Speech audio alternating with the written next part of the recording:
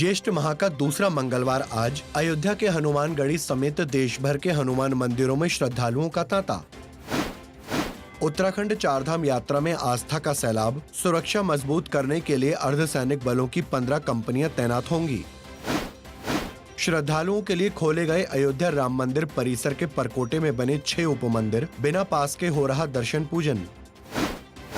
21 मई को खुलेंगे द्वितीय केदार मध्य महेश्वर के कपाट। बद्रीनाथ केदारनाथ मंदिर समिति तैयारियों में जुटी।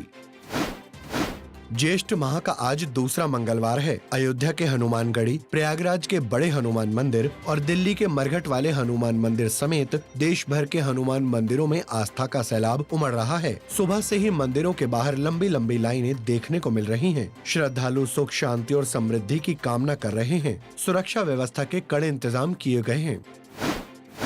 उत्तराखंड चारधाम यात्रा पूरी श्रद्धा और उत्साह से जारी है। बड़ी संख्या में श्रद्धालु दर्शन पूजन के लिए धाम पहुंच रहे हैं। इस बीच सुरक्षा व्यवस्था को और मजबूत करने के साथ ही यात्रा को सुव्यवस्थित बनाने के लिए केंद्र सरकार अर्धसैनिक बलों की 15 कंपनियां उत्तराखंड भेजेगी, जिन्हें पूरे यात्रा मार्ग सहित अन्य आवश्यकताओं वाली जगहों पर तैनात किया जाएगा। अयोध्या राम मंदिर परिसर के परकोटे में बने 6 उपमंदिरों को श्रद्धालुओं के लिए खोल दिया है। इन मंदिरों में दर्शन के लिए भक्तों को किसी तरह के पास की जरूरत नहीं होगी। दरअसल मंदिर प्रबंधन ने दर्शन के लिए पास लेने की अनिवार्यता को फिलहाल खत्म कर दिया है। हालांकि इन मंदिरों में भीड़ बढ़ने पर बिना पास के दर्शन पर रोक लगाई जा सकती है। उत्तराखंड के रुद्रप्रयाग में भगवान मध्य महेश्वर धाम के कपाट 21 मई को पूरे विधि विधान के साथ खोले जाएंगे। इससे पहले 17 मई को बाबा की चल विग्रह उत्सव डोली को ओंकारेश्वर मंदिर के गर्भगृह से बाहर सभा मंडप में विराजमान किया जाएगा। इसके बाद 19 मई को डोली ओंकारेश्वर मंदिर से मध्य महेश्वर के लिए प्रस्थान करेगी। इस बीच बीकेटीसी तैयारियों को अंतिम रूप देने में जुटा है।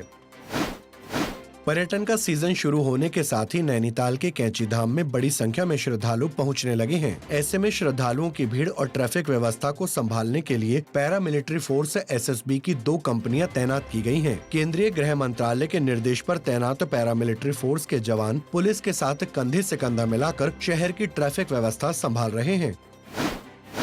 साउथ कोरिया की राजधानी सियोल के जोगे मंदिर में एक अद्भुत नजारा देखने को मिला। यहाँ एक रोबोट को बौद्ध धर्म की दीक्षा दी गई। समारोह में रोबोट ने लोगों के सामने उन्हीं सवालों के जवाब दिए जो एक नए भिक्षु से पूछे जाते हैं। दरअसल इस रोबोट को बौद्ध धर्म के ग्रंथों और उपदेशों के आधार पर प्रशिक्षित किया गया है। रोबोट का नाम गाबी दिया गया है।